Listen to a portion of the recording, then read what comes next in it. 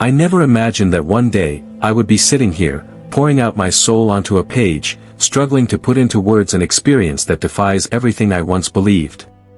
But after what I went through on October 5, 2023, I have no choice. My name is Emily Carter, and that day, my life changed forever in ways I never thought possible.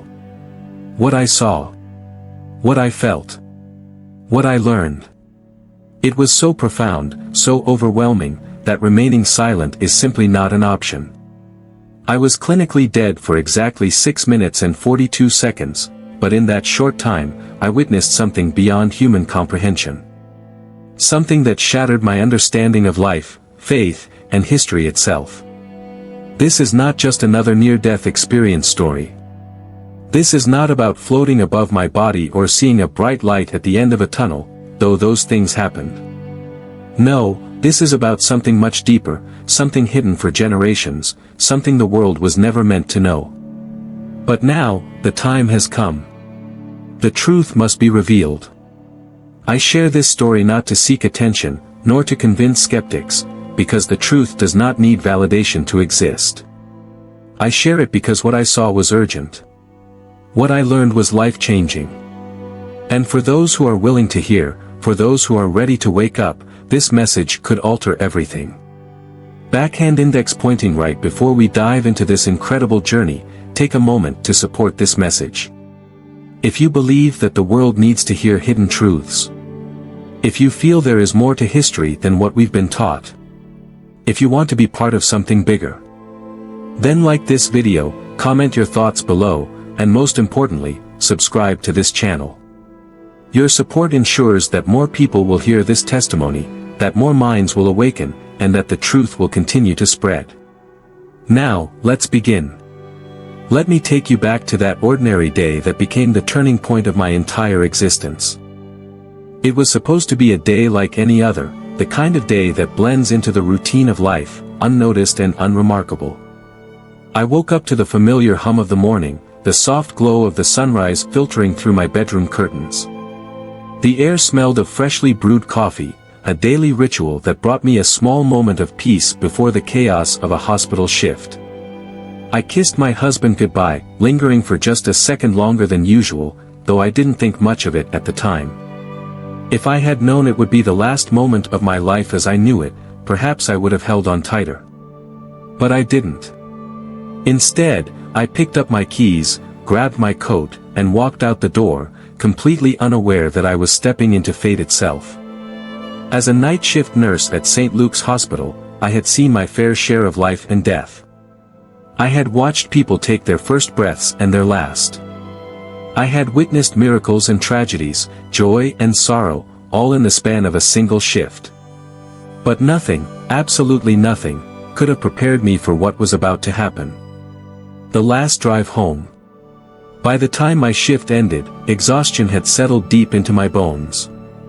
It had been an ordinary night, patients coming in and out, monitors beeping, doctors rushing through hallways. The usual rhythm of the emergency room. I had checked vitals, administered medications, and comforted worried families. Now, all I wanted was to get home. I dreamed of stepping into a warm shower, washing away the fatigue of the night. I longed to curl up in bed, wrapped in the soft comfort of my blankets, drifting into a deep, uninterrupted sleep. The hospital parking lot was nearly empty as I walked toward my car. The air was crisp, the scent of rain lingering as dark clouds gathered above. It was late, around 4 a.m., the world eerily quiet, as if holding its breath. I got into my car, turned on the radio, and began my drive home. The streets were nearly deserted, just a few scattered headlights in the distance. Rain had started to drizzle, creating a rhythmic tapping against my windshield. Everything felt peaceful. Too peaceful. The moment everything changed. Then, in an instant, that peace was shattered. Out of nowhere, a pair of blinding headlights came rushing toward me. Too fast. Too close. My heart leaped into my throat. My hands gripped the steering wheel instinctively. My brain screamed at me to react. But it was too late. The other driver had lost control. The car swerved violently, skidding across the slick pavement. I slammed on my brakes, my tires screeching against the wet road, but there was no escape. Impact. A deafening crash. Metal twisted and crumpled like paper. Glass shattered into 1,000 tiny stars. My body jerked violently as my car spun off the road, tumbling into darkness. And then, silence. An unexpected peace. I should have felt pain. I should have been terrified. I should have heard my own screams echoing in my ears. But instead, I felt peace. Not just any peace, an overwhelming, indescribable peace. A stillness so deep that it seemed to swallow the chaos around me. The kind of peace that doesn't belong to this world. My vision blurred, the wreckage around me fading into the background. I knew, somehow, this was the moment. The moment everything changed. Fire. Before we continue, take a moment to support this message. Backhand index pointing right, like this video, comment your thoughts below, and most importantly, subscribe to this channel. Your engagement helps spread this testimony, ensuring that more people hear the truth. Now, what happened next? No words can truly prepare you for it. But I will try. I don't remember the exact moment my heart stopped beating. I don't remember the moment my lungs refused to take in air or when my body surrendered to the cold grip of death. But I do remember what happened next. I looked down, and there I was. My body lay motionless amidst the wreckage, twisted metal surrounding me like a cage. Shattered glass glistened under the flashing red and blue lights of emergency vehicles. I saw paramedics, rushing, working, shouting orders, but their voices felt distant, muffled, as if I were hearing them from underwater. Then, realization hit me like a tidal wave. I was no longer inside my body. I was floating above it, watching everything unfold as if I were an observer, a spectator in my own tragedy.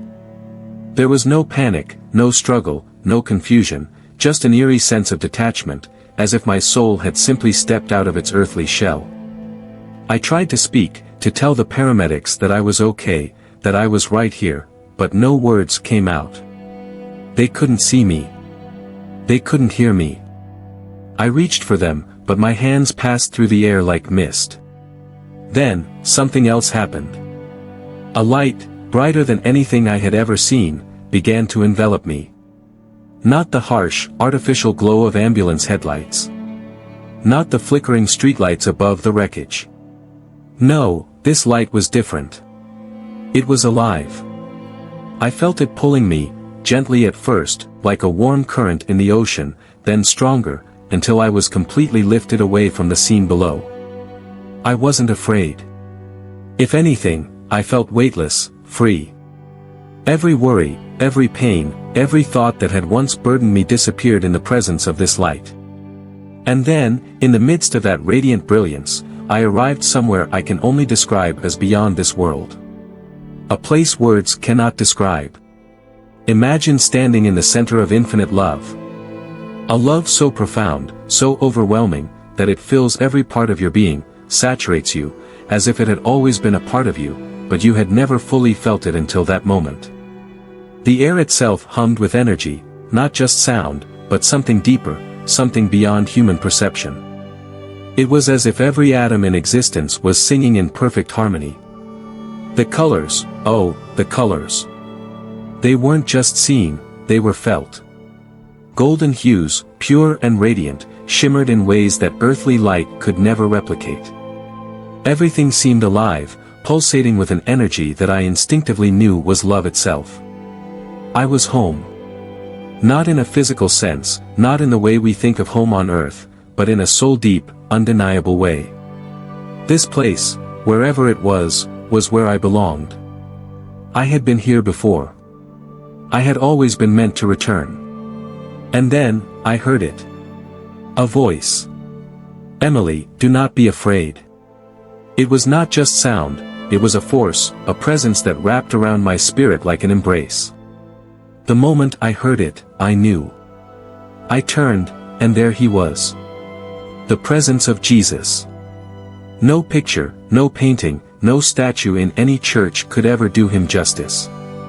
He radiated light, not just around him, but from within him, as if he himself was the source of all illumination. His eyes, oh, his eyes, held infinite wisdom, yet boundless kindness.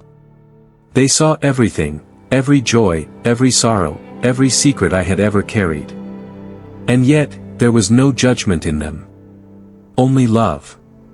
A love so deep, so complete, that it shattered every fear, every insecurity, every doubt I had ever known. I fell to my knees without even thinking. Not out of fear. Not because I was forced.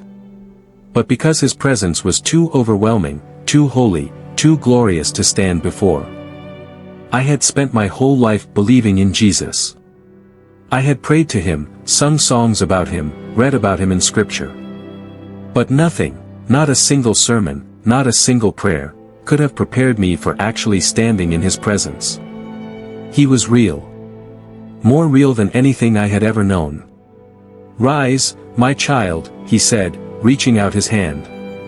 The moment his fingers touched mine, a rush of energy surged through me, not like electricity, but pure life itself. Every part of me, every cell, every fiber of my being was infused with his presence. In that instant, I knew one thing with absolute certainty. I would never, ever be the same again. As Jesus' hand touched mine, I felt a surge of life rush through me, a current of pure energy, of divine power, filling every part of me. It wasn't just warmth, it was truth itself, pouring into me like a river, awakening something in my soul that had been dormant for far too long. Then, he spoke. And his words shook me to my core. "There is something you must see. A truth that has been hidden for too long." Before I could even respond, the world around me shifted. The golden radiance of his presence faded, and suddenly, I was standing in a different place, a different time. I was no longer in the heavenly realm, but neither was I on earth as I had known it. Instead, I found myself in the heart of an ancient civilization, a city more magnificent than anything I had ever imagined. Towering structures of gold and stone stretched into the sky, their walls adorned with intricate carvings, their foundations filled with wisdom that seemed beyond human comprehension. The air shimmered with a divine presence, and everywhere I looked, I saw people, men and women of dark skin, clothed in royal garments, walking with grace and authority. Their faces shone, not just with physical beauty, but with something deeper, wisdom, strength, dignity, purpose. I watched as they engaged in deep discussions, exchanging knowledge about medicine, astronomy, mathematics, and spirituality. Their words carried weight, their voices rang with confidence. These were not people struggling to survive, these were leaders, healers, scholars, warriors, mighty and unshaken. Then, Jesus spoke again, his voice filled with both sorrow and urgency. "These were my chosen ones. But the world has rewritten their history. The truth that was stolen." As I stood amidst this thriving civilization, I felt a deep sense of awe, followed by a sudden, overwhelming grief. Why had I never seen this before? Why had history never taught us about these people, their brilliance, their greatness? Why had their legacy been erased, reduced to mere shadows in the pages of time? Before I could even process these thoughts, the vision shifted. The golden light of the city dimmed, and suddenly, I saw a different image. Chains. Shackles clamped tightly around wrists and ankles. The sound of whips cracking against flesh. The mighty and noble people I had just seen, they were now bound. Their royal garments were torn, their voices silenced. Their eyes, once filled with knowledge and power, now carried pain, confusion, and sorrow. I gasped. My chest ached as I watched generations of suffering unfold before me. Families ripped apart. Children taken from their mothers' arms. Lies being written into history books. A people once proud and mighty being told they were inferior, that they were less than human. The enemy feared them, Jesus said, his voice filled with both anger and sadness. So he stole their history, erased their greatness, and replaced it with suffering. I saw how kingdoms were burned, how scrolls and sacred texts filled with ancient knowledge were destroyed, how the wisdom these people had carried for centuries was labeled as primitive or erased entirely. And then, I saw something even more sinister. A deception. A false history being woven, a story told over and over until even those who once carried the truth began to forget it themselves. Slavery became the narrative. Inferiority became the message. For centuries, generation after generation was told the same lie, that they were nothing more than what their oppressors had defined them to be. But then, Jesus turned to me, and I saw fire in his eyes. But now, the truth must come to light. The awakening has begun. Suddenly, I saw something else, a different vision, a new scene unfolding before me. The chains began to break. One by one, shackles fell from wrists and ankles. The lies that had bound generations were unraveling. I saw men and women, descendants of those who had been enslaved, standing up. I saw them remembering who they were, reclaiming what had been stolen from them. It wasn't just about physical freedom. It was spiritual, mental, generational freedom. I saw black men and women rising, not just in protest, but in purpose. They were waking up. Their voices, once silenced, were now roaring with truth. Their identities, once stolen, were now being restored. The enemy cannot stop this awakening, Jesus declared. What has been hidden will be revealed. And those who have ears to hear will hear. Tears streamed down my face as I realized what I was witnessing. This wasn't just history. This was prophecy. The world had tried to bury the truth. But truth cannot stay buried forever. The time had come. The season had arrived. And nothing could stop what was about to happen next. As I stood in this vision, my heart ached in a way I had never known before. It was not just sorrow, it was a deep, soul-wrenching grief. A mourning for what had been lost, for what had been stolen. I had never been taught this truth. I had never seen black history beyond the narrative of pain, suffering, and survival. But here was Jesus himself, showing me something completely different, a history of power, wisdom, and divine purpose that had been erased from the world's memory. Before my eyes, the golden cities I had seen, filled with scholars, warriors, and spiritual leaders, began to burn. The flames rose high, consuming everything in their path. The people who once held knowledge that could have advanced humanity for centuries were being silenced, scattered, enslaved. I saw libraries, vast, sacred places filled with scrolls and texts of ancient knowledge, set ablaze. The words that had been written by enlightened hands, the wisdom that had been passed down for generations, were being destroyed, reduced to ash by those who sought to rewrite history. I saw manuscripts taken, locked away in secret vaults, their knowledge hidden from the descendants of those who had written them. I saw ancient monuments buried, their true origins questioned or denied. The world would one day stand in awe of their complexity, their brilliance, but refuse to acknowledge who built them. The vision shifted again, and I saw a hand writing in a book. But it wasn't recording truth. It was rewriting history. The words on the page changed, twisted.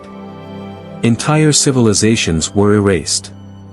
Their contributions were removed, their achievements credited to others. And those who had once ruled with wisdom and strength, the chosen ones Jesus had shown me, were now written into history as slaves, as savages, as lesser.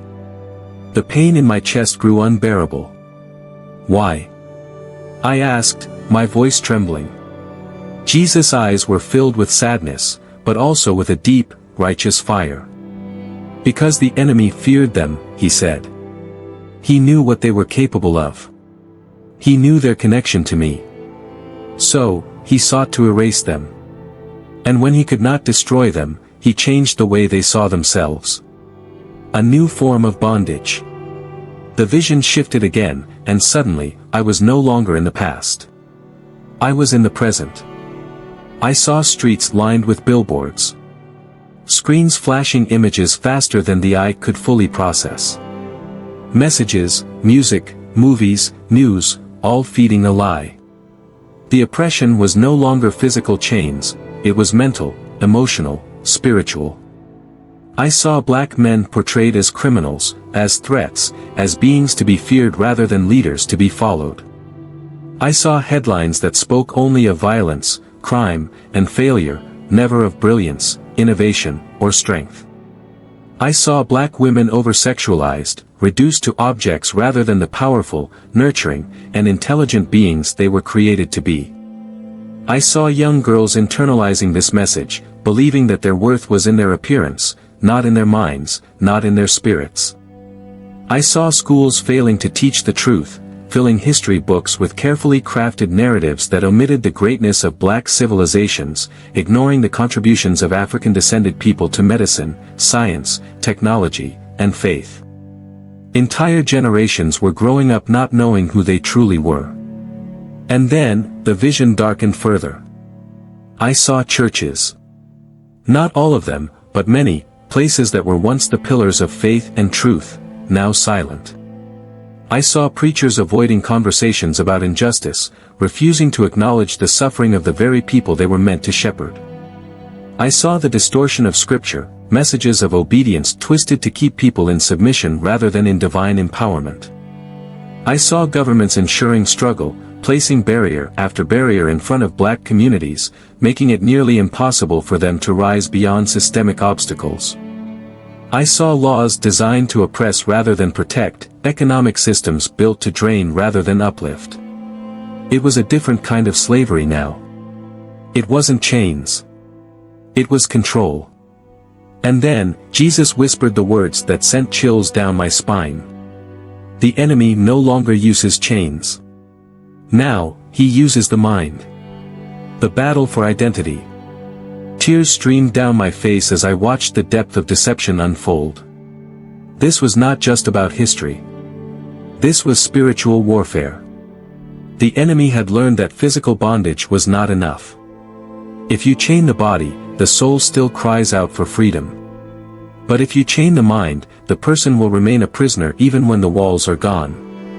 I saw generations of young black children being told who they were by a world that never had their best interests at heart. They were told through movies, music, and education that they were not enough, that they would never be more than what the world decided they were. And many of them, not knowing the truth, believed it. But then, something changed. I saw light breaking through the darkness. The awakening has begun. The enemy had spent centuries trying to bury the truth. But truth cannot stay buried forever. I saw men and women waking up. Their eyes, once clouded by deception, were opening. They were remembering. Remembering the stories passed down by their ancestors. Remembering the whispers of their grandmother's prayers. Remembering that they were never meant to be slaves, but kings and priests in the kingdom of God. I saw young black children learning their true history, not the rewritten history, but the real one. I saw them standing taller, speaking with confidence, walking with the knowledge that they were created for something greater. I saw churches returning to truth, not the watered-down messages of comfort, but the powerful, unshakable truth of a God who had never abandoned his people. And then, I heard Jesus' voice again. Tell them. His eyes met mine, filled with both love and urgency. Tell them that their chains have already been broken. Tell them that they are more than what the world has told them. Tell them that they were never forgotten. That I have always seen them. That I have always been with them. At that moment, I knew why I had been sent back. This message was not just for me. It was for you. As I stood in the presence of Jesus, the vision before me shifted once more. The weight of what I had already seen pressed upon my heart, centuries of deception, the erasure of truth, the suppression of a people who had been chosen for something greater.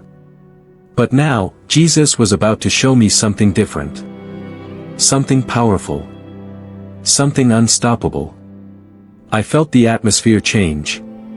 A fire began to stir in the air, not a fire that destroyed, but a fire that purified, ignited, awakened. Then, I saw it. The rise of a people once silenced. A great awakening was coming. I saw black men and women standing tall, their shoulders squared, their heads lifted, their eyes ablaze with power and purpose. They were no longer burdened by the lies that had been forced upon them for generations. They were no longer questioning their worth or their identity. They knew who they were. I watched as chains fell from their wrists and ankles, not physical chains, but spiritual ones. The chains of false narratives, of inferiority complexes, of generational trauma, of fear and doubt, all breaking, one by one. Where there had once been uncertainty, there was now confidence. Where there had once been division, there was now unity. Where there had once been silence, there was now a roar that shook the very foundations of the world. Jesus stood beside me, his face radiant with both love and power. "They have always carried my voice," he said. "That is why they have been attacked so relentlessly." The enemy knew that if they ever woke up, if they ever remembered who they were, they would become unstoppable. And now, the awakening has begun. Ordinary people, extraordinary purpose. As I watched, I saw leaders emerging. But these were not the kinds of leaders the world expected. They were not politicians, not celebrities, not figures handpicked by governments or corporations. They were everyday people. I saw fathers teaching their sons to walk in strength and integrity. I saw mothers speaking life into their daughters, reminding them that they were royalty, that they were daughters of the King. I saw young men and women stepping away from deception, rejecting the falsehoods fed to them by media, by broken systems, by a world that had sought to keep them blind. I saw churches coming alive again, not just buildings filled with people, but true sanctuaries, filled with warriors in the Spirit, filled with those who had been set apart for something divine. I saw prayers that had been spoken in whispers for generations now being declared with boldness. I saw worship that shook the heavens, praise that broke through the barriers of oppression. And I saw the enemy tremble. The enemy's fear. The enemy had worked tirelessly to keep them bound. He had rewritten their history, corrupted their identity, and used systems, culture, and even religion to keep them from seeing their true power. But now, they were seeing through the deception. I saw the tactics of the enemy being exposed, how entertainment had been used to distract, how education had been manipulated to misinform, how even some churches had been used to suppress rather than to uplift. But the illusion was crumbling. Jesus turned to me, his voice steady, filled with both urgency and certainty. The enemy is afraid because they are waking up. He never feared their suffering, he feared their power. He feared the moment they would remember who they are. Because when they do, nothing will be able to stop them. A revival like no other. Then, the vision changed once more. I saw a revival breaking out, but this was unlike anything the world had ever seen before. It was not confined to churches. It was happening in homes, in schools, in the streets. It was unstoppable. I saw young people, children even, lifting their hands in worship, speaking words of truth and prophecy. I saw men and women laying hands on the sick, praying over their communities, breaking generational curses with nothing but faith and fire. This was not a movement created by man. This was a move of God. And nothing, not governments, not media, not false doctrines, could contain it. A final message from Jesus. Jesus turned to me one last time. His face shone with light, but his voice carried the weight of an urgent call. Tell them. I felt my spirit tremble as he spoke. Tell them that their season of suffering is ending. Tell them that they are my beloved. Tell them that their story is not over. Tears streamed down my face as I realized the depth of what I had been shown. This was not just a moment in history. This was prophecy. The world had tried to silence them. But their voices were about to shake the earth. Before I returned, Jesus turned to me one last time. His expression, though filled with love, had a deep, unwavering urgency. His eyes carried the weight of something that had yet to unfold, a final battle, a last deception. Then, the vision shifted. I saw a world, not of the past, but of the future. A world that looked free on the surface but was, in truth, more enslaved than ever before. A world built on lies. The first thing I saw was a system being introduced, one that promised freedom but demanded absolute conformity. It was not like the slavery of old. There were no chains, no whips, no forced labor. This was a new kind of control. A control that worked through influence rather than force, through deception rather than oppression. The world celebrated this system. They called it progress. I saw laws being rewritten, not to protect, but to manipulate. Words like justice, equality, and freedom were spoken constantly, but they had been twisted, redefined to mean something entirely different. This is the final deception, Jesus said, his voice heavy with sorrow. I watched as people accepted this system without question, because on the surface, it looked good. It looked fair. It looked like unity. But it was a lie. I saw a world where faith had become something mocked, something primitive, something no longer necessary. Churches no longer preached about righteousness, about sin, about salvation. They preached comfort. They preached what the world wanted to hear. I saw pastors and religious leaders bending to deception, twisting scripture to fit the world's agenda. They will say sin no longer exists, Jesus warned. They will say everyone is their own God. They will call deception progress. But my people will know the truth. The pressure to conform. Then, I saw a specific attack on black people. I saw them being told that they must conform, that they must fall in line with a system that was never meant to serve them. I saw the media pushing narratives that shaped how they saw themselves, convincing them that their power came from anger, rebellion, material wealth, and political alliances, rather than from their faith, their identity, and their spiritual strength. I saw entertainment, music, and culture being weaponized, used to keep them distracted, divided, and chasing after things that would never truly fulfill them. I saw education being rewritten, not to teach them their true history, but to keep them trapped in false identities. To strip them of their divine calling. I saw churches telling them to embrace the world rather than to stand against it. Some churches turned into businesses, more concerned with numbers, trends, and acceptance than with truth. The pressure to conform was immense. Anyone who resisted was labeled dangerous, backward, or a problem. But then, something happened. The remnant that refused to bow. Even as the world fell into deception, there were those who refused to bow. I saw black men and women standing firm, even when it cost them everything. They were rejected, ostracized, ridiculed, but they did not waver. They did not fight with weapons. They fought with truth. I saw them praying when others mocked them, fasting when others indulged, preaching the word when others distorted it. I saw young black leaders rising, not political figures, not celebrities, but everyday men and women, standing with unshakable faith, refusing to be manipulated by the world's deception. And then, I saw fear, not in them, but in the enemy. The enemy is terrified of them, Jesus said, his voice filled with righteous power. Because once they fully wake up, the world will never be the same. The Great Divide. Then, the vision shifted one final time. I saw the world splitting into two. Not by race. Not by nation. Not by political ideology. But by truth and deception.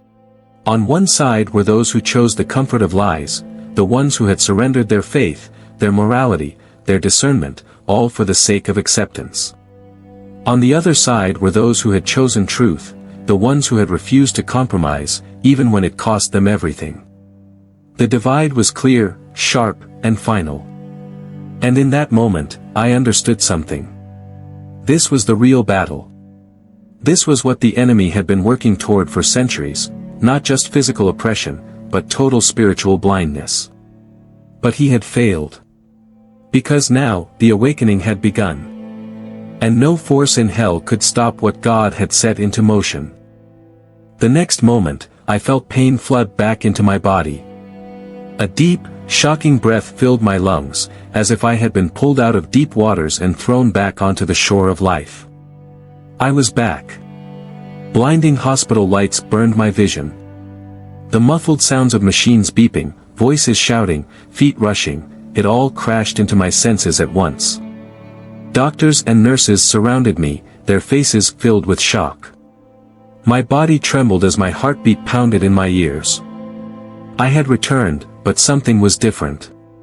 My family was there. Tears streamed down their faces. My husband clutched my hand, his grip shaking.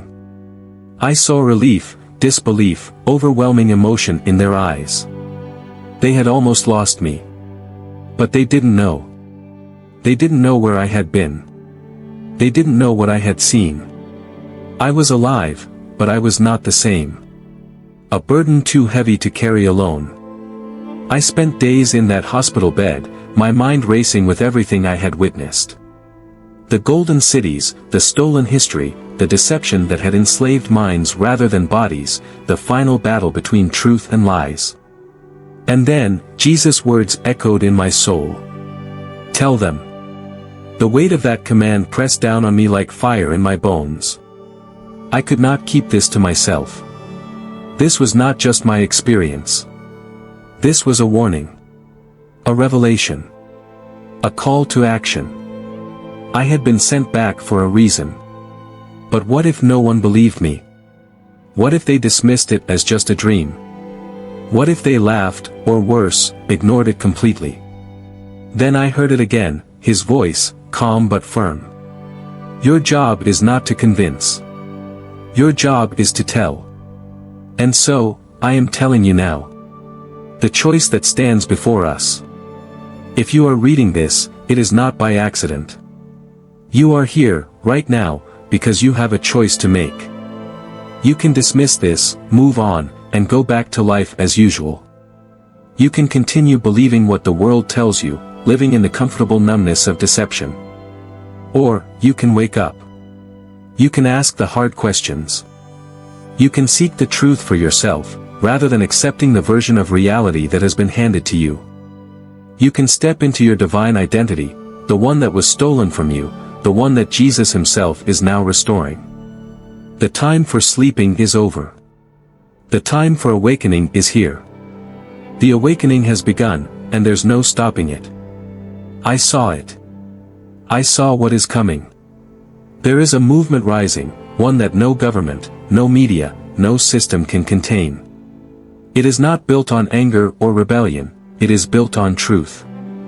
Those who have been lied to, deceived, and silenced are beginning to remember. The enemy is terrified. Because once you wake up, once you know the truth, once you walk in your true identity, there is no going back. And when the first ones rise, more will follow. Like fire catching in dry fields, this awakening will spread. Until all the world sees what has been hidden for too long. Until the first shall be last, and the last shall be first. Until the chains, both visible and invisible, are shattered forever. This is the moment of decision. The question is not whether the awakening is coming. The question is, will you be a part of it?